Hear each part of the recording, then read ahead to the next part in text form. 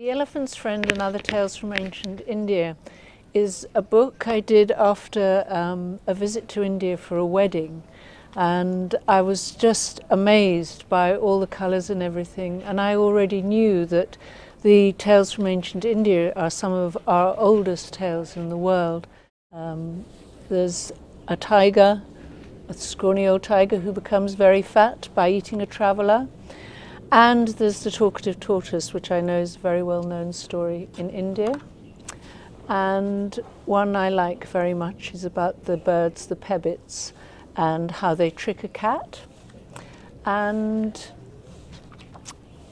there's one about a golden swan and an extremely greedy woman, which is a sad story. And there's the monkey and the crocodile, where the clever monkey outwits the greedy crocodile's wife. And I think there's one about 3 fish. So a lot of the tales are in fact about friendship. And the other, I think the final story is about the foolish lion who's tricked by the very ancient rabbit. One of my favourite stories in the book is The Elephant's Friend. This is the first story, and I think it's my favourite because I love elephants and dogs, and it's also about friendship. And all the tales have a moral, but they are all fun and funny and mostly about animals.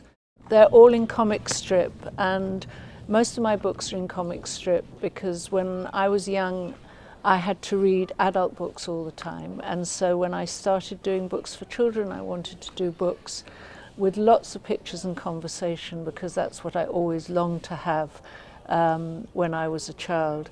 And also I know that in India there's a very strong thing with comic strips, a culture of comic strip reading, and so it seems to suit the stories very well.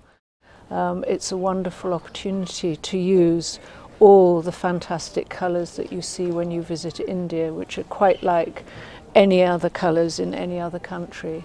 And so it was very exciting for me, and also to revisit the Indian miniature style, which is something I've always admired.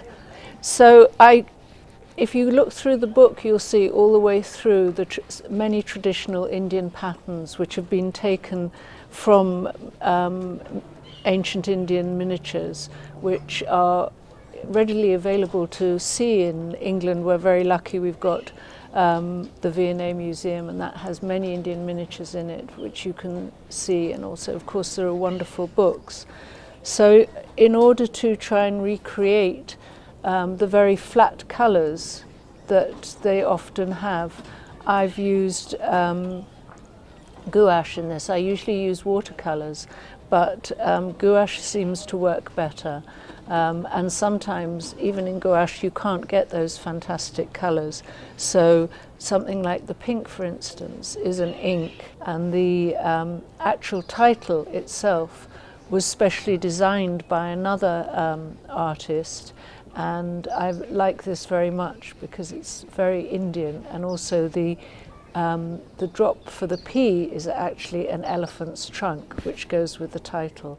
The book was really aimed at a market of sort of 7 to 12-year-olds, although while I've been at Bookaroo this time, I've certainly enjoyed it with children as young as 4 and children older. So I think anybody who's interested in ancient culture would enjoy it, and also because of the many pictures, it's also suitable for young children, and particularly suitable for slow readers because they can read the pictures and the bubble text. The idea behind this book was really that it would appeal to children both in India and in other countries. And it's particularly in the UK, there are very many Indian children, and I feel it's very sad that they should know little about their own culture, and other children understand you better when they understand your culture. So I felt a book like this was a way of sharing and getting to know people from all different cultures better.